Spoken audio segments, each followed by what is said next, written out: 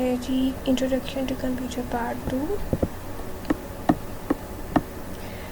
इस पोर्शन में हम देखेंगे कंपोनेंट्स ऑफ कंप्यूटर।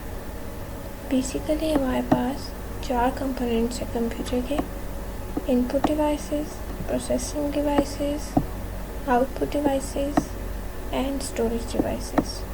तो सबसे पहले हम डिस्कस करेंगे इनपुट डिवाइसेस को। तो इनपुट हम पहले ही डिस्कस कर चुके हैं कि कोई भी डाटा जो हम कंप्यूटर को देते हैं उसको हम क्या कहते हैं, इनपुट कहते हैं। Input devices are used to input data in instruction to computer, और वो तमाम डिवाइसेस जिनके थ्रू हम कोई भी डाटा या इंस्ट्रक्शन कंप्यूटर तक पहुंचाते हैं वो हमारे पास इनपुट डिवाइसेस कहलाते हैं। नीचे बहुत सारी एग्जांपल्स दी हुई हैं। कीबोर्ड है हमारे पास, माउस है, स्कैनर है, ये मोस्ट कॉमनली यूज़ किए जाने वाले इनपुट डिवाइसेस हैं हमारे पास। इसके अलावा डायग्राम में आपको और भी बहुत सारे इनपुट डिवाइसेस नज़र आ रहे हैं जो यूज़ किए जाते हैं कंप्यूटर को इनपुट देने के लिए। सेकंड जो कंपोनेंट है हमारे पास वो है हमारा प्रोसेसिंग डिवाइस।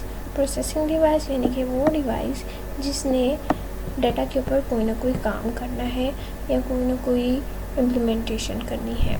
तो हमारे कंप्यूटर के अंदर जो हमारा प्रोसेसिंग डिवाइस है उसको हम क्या कहते हैं, सेंट्रल प्रोसेसिंग यूनिट। इसको हम कह सकते हैं कि हमारे कंप्यूटर का ये ब्रेन है। जैसे ह्यूमन बॉडी ब्रेन के बगैर कुछ नहीं है, जितनी भी इंस्ट्रक्शंस हमारी बॉडी को मिलती हैं वो सारी की सारी ब्रेन से मिल रही होती हैं। इसी तरह कंप्यूटर के अंदर भी जितनी भी फंक्शनैलिटी परफॉर्म हो रही है वो सारी की सारी आपका सेंट्रल प्रोसेसिंग यूनिट परफॉर्म कर रहा है। इसीलिए हम इसको कहते हैं कि ये हमारे कंप्यूटर का ब्रेन है।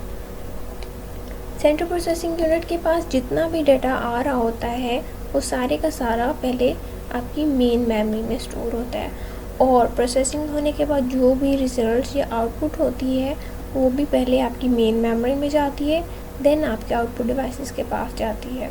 मेन मेमोरी जो है वो आपका डाटा जो है टेम्परेरी तौर पे स्टोर करती है। जो भी डाटा आपके प्रोसेसर के पास आना है वो सबसे पहले आपकी मेन मेमोरी में लोड किया जाता है।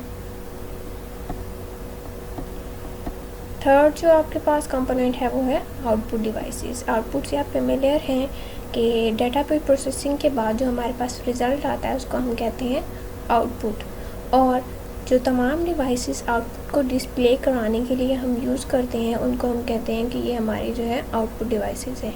कुछ एग्जांपल्स दिए हुए हैं। मॉनिटर है जो सबसे ज़्यादा आउटपुट डिवाइस के तौर पे यूज़ होता है, स्पीकर है, प्रिंटर है, प्लॉटर है और हेडफोन्स हैं। लास्ट कंपोनेंट जो है हमारे पास वो है स्टोरेज डिवाइसेस। स्टोरेज डिवाइसेस से क्या मुराद है हमारी कि वो डिवाइसेस जो अपने अंदर हमारा डेटा स्टोर करते हैं। वो टेम्परेरीली भी हो सकता है और परमानेंटली भी हो सकता है। वो स्टोरेज डिवाइसेस जो हमारा डाटा टेम्परेरीली स्टोर कर रहे होते हैं उसको हम कहते हैं प्राइमरी स्टोरेज। बेसिकली हमारे कंप्यूटर के अंदर जो रैम या मेन मेमोरी है वो प्राइमरी स्टोरेज के तौर पे एक्ट कर रही होती है, और जो डिवाइसेस हमारा डाटा परमानेंटली स्टोर कर रहे हैं वो हमारे पास क्या कहलाते हैं, सेकेंडरी स्टोरेज डिवाइसेस। और इसमें एग्जांपल्स हैं हमारे पास, हार्ड डिस्क है, रैम है, सीडी है, डीवीडी है, यूएसबी है। इसके अलावा और भी बहुत सारे हमारे पास स्टोरेज डिवाइसेस हैं जिस पर्सन के लिए जो फिजिबल होता है वो उसके अंदर जो है अपना डाटा स्टोर कर सकता है। नेक्स्ट है हमारे पास टाइप्स ऑफ सॉफ्टवेयर। सॉफ्टवेयर क्या है हम पहले ही पार्ट 1 में स्टडी कर चुके हैं। अभी हम देख रहे हैं सॉफ्टवेयर की मेजर टाइप्स। हमारे पास 2 तरह के सॉफ्टवेयर हैं मेजर जो उनकी टाइप्स हैं। सिस्टम सॉफ्टवेयर हैं। सिस्टम सॉफ्टवेयर कौन से सॉफ्टवेयर हैं, वो वाले सॉफ्टवेयर हैं जिनमें इंस्ट्रक्शंस दी हुई हैं हमारे हार्डवेयर को कंट्रोल करने के लिए, यानी कि वो तमाम सॉफ्टवेयर जो हमारे सिस्टम को रिक्वायर्ड है प्रॉपर फंक्शनिंग के लिए या प्रॉपर वर्किंग के लिए, वो हमारे पास सिस्टम सॉफ्टवेयर कहलाते हैं। हमारा हार्डवेयर जिन इंस्ट्रक्शंस को फॉलो कर रहा है और जिनके अकॉर्डिंग काम कर रहा है वो सारे के सारे इंस्ट्रक्शन या प्रोग्राम हमारे सिस्टम सॉफ्टवेयर के अंदर आते हैं।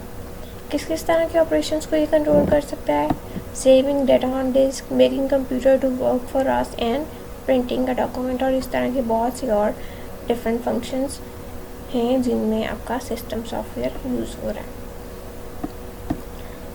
सेकेंड टाइप जो आपके पास सॉफ्टवेयर की है वो है एप्लीकेशन सॉफ्टवेयर। एप्लीकेशन सॉफ्टवेयर किस लिए यूज़ होता है, डिफरेंट टाइप की एप्लीकेशंस हमारे कंप्यूटर में जो चल रही है उनको चलाने के लिए हम एप्लीकेशन सॉफ्टवेयर यूज़ करते हैं। जैसे कि हम एग्जांपल के तौर पे अगर कोई वीडियो प्ले करना चाह रहे हैं तो हमारे पास कोई मीडिया प्लेयर होना लाजमी है, चाहे वो VLC है, चाहे वो आपके विंडोज़ का अपना मीडिया प्लेयर है, तो कोई ना कोई सॉफ्टवेयर होना चाहिए जो उस एप्लीकेशन को चला सके। जैसे अगर आपने कोई डॉक्यूमेंट लिखना है या कोई एडिटिंग करनी है तो उससे रिलेटेड कोई ना कोई आपके पास एप्लीकेशन सॉफ्टवेयर होना चाहिए। जैसे कि हमारे पास MS वर्ड या वर्ड प्रोसेसर एक ऐसा सॉफ्टवेयर है जो आपके पास डॉक्यूमेंट की एडिटिंग के लिए यूज़ होता है।